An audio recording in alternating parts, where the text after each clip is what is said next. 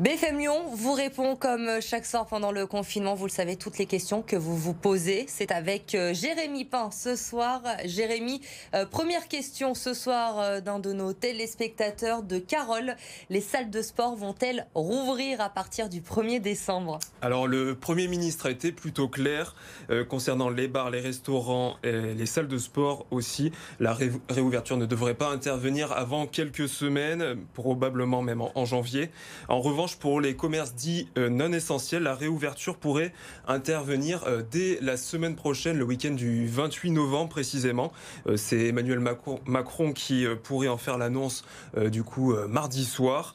Une réouverture qui sera soumise à conditions, notamment respecter un nouveau protocole sanitaire renforcé avec une jauge d'accueil relevée de 4 mètres carrés par client à au moins 8 mètres carrés par client. Effectivement, Emmanuel Macron l'a appris aujourd'hui qu'il doit s'exprimer mardi à 20h pour donner les éventuels allègements de ce confinement. Deuxième question, Jérémy, de Nicolas cette fois.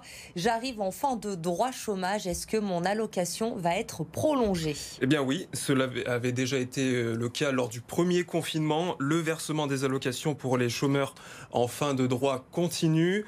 Tout doit être fait pour éviter le risque de bascule dans la précarité, a insisté le Premier ministre. Un décret devra encore préciser les modalités.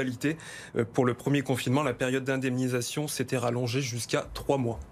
Et une dernière question d'un téléspectateur ce soir, on va la découvrir. C'est Annie qui vous la pose. Peut-on présenter plus tard un justificatif oublié aux forces de l'ordre? Alors il y a des témoignages, sont nombreux, de personnes qui disent avoir été verbalisées alors qu'elles n'avaient pas leur attestation, mais un justificatif, ou l'inverse, l'attestation sans le justificatif. Alors il n'est pas possible de présenter une attestation de déplacement ultérieurement aux policiers ou aux gendarmes.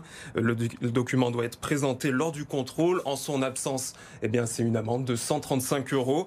Il faut savoir, comme n'importe quelle contravention, qu'il est possible de contester un PV si vous estimez que la sanction est abusive. Dans ce cas, il ne faut pas régler l'amende immédiatement et envoyer les justificatifs avec lettre de contestation à l'adresse qui figure sur le procès verbal. Merci Jérémy. On vous retrouve tout à l'heure avec d'autres questions. Et si vous aussi vous voulez nous envoyer des questions, n'hésitez pas, témoin au pluriel @bfm-lyon.fr ou via les réseaux sociaux avec le hashtag BFM Lyon.